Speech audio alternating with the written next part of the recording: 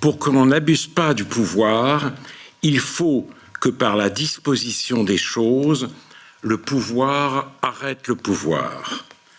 C'est la grande leçon de Montesquieu.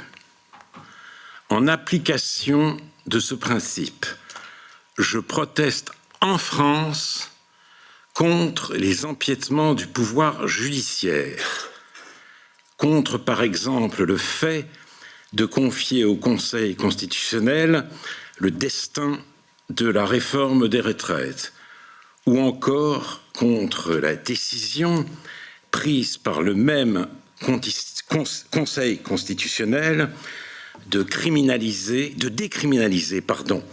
au nom du principe de fraternité, dès qu'elle poursuit des fins désintéressées, l'aide à la circulation des étrangers en situation irrégulière, comme si la devise républicaine avait pour mission et pour vertu d'effacer les frontières. Et selon le même principe, dans le même esprit, je soutiens ceux qui, en Israël, protestent avec force contre une réforme judiciaire qui ne mettrait plus aucun frein aux décisions du pouvoir politique.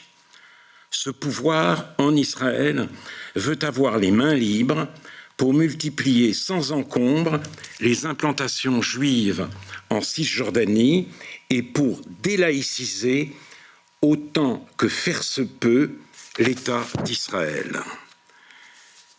Les manifestants qui défilent semaine après semaine, soir après soir, en brandissant des drapeaux frappés de l'étoile de David, sont des patriotes. Ils défendent en même temps la démocratie et le sionisme politique contre le sionisme messianique dont se réclament les durs du nouveau gouvernement. Messianique, c'est-à-dire acosmique, indifférent au monde, au rapport de force, à l'opinion, à ce que dit, à ce que pense, à ce qu'éprouve la diaspora, car obéissant à la volonté divine. On ne peut dissocier en effet le projet de réforme judiciaire des propositions, des initiatives et des déclarations incendiaires d'Itamar Ben-Gvir et de Bezalel Smotrich, les deux représentants du sionisme religieux au sein de la coalition. Instauration de la peine de mort pour les terroristes, légalisation des implantations sauvages en réponse aux attentats, affirmation que le peuple palestinien n'existe pas. Benyamin Netanyahou, dans une allocution prononcée quelques heures même, avant sa visite à Londres, a appelé à éviter une déchirure au sein du peuple.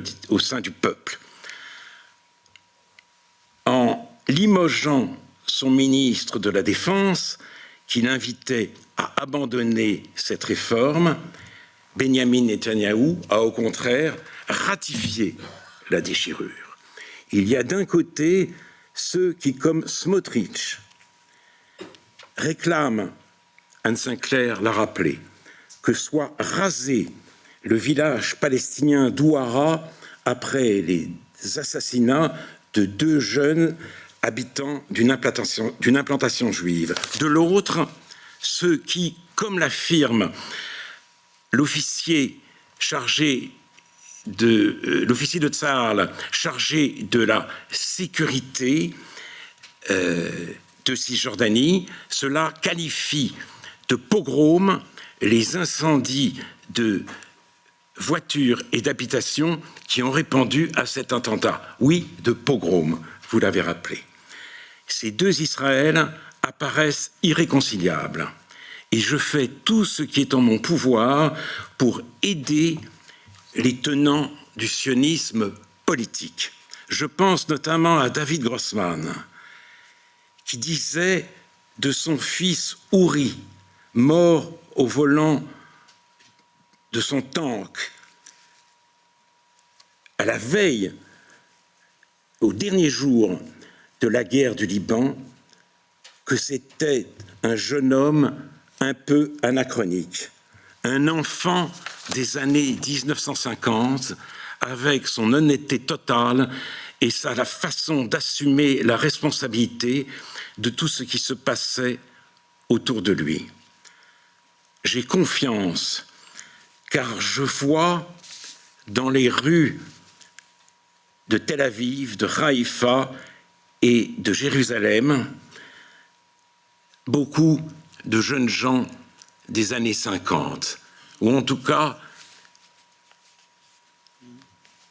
des personnes de tous âges anachroniques, et je les vois démentir avec éclat le diagnostic de tous ceux, et ils sont nombreux, jusque dans l'enceinte de ce Parlement, qui regardent le sionisme comme le dernier né du ventre encore fécond. Israël, une démocratie devenue illusoire. Tel était le titre d'un éditorial du journal Le Monde paru à la veille et non au lendemain de l'installation du nouveau gouvernement Netanyahou. Illusoire, disait l'article, depuis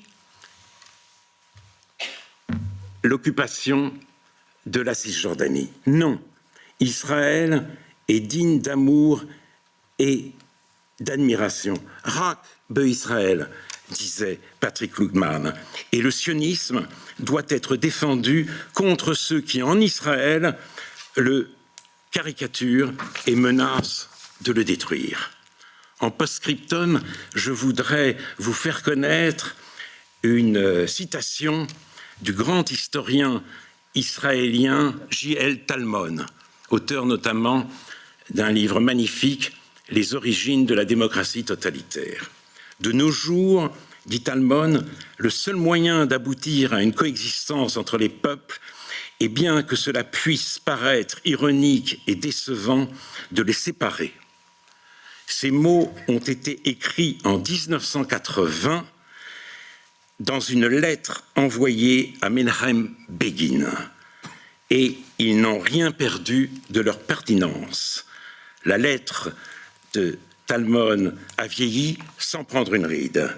Mais si un gouvernement israélien demain a le courage d'en tirer les conséquences, il est à craindre que la déchirure aille jusqu'à l'affrontement armé. Je suis admiratif du grand sursaut d'une partie de la société civile israélienne et en même temps j'ai peur car je ne sais pas si Israël coupé en deux pourra faire l'économie d'une guerre civile. Je vous remercie.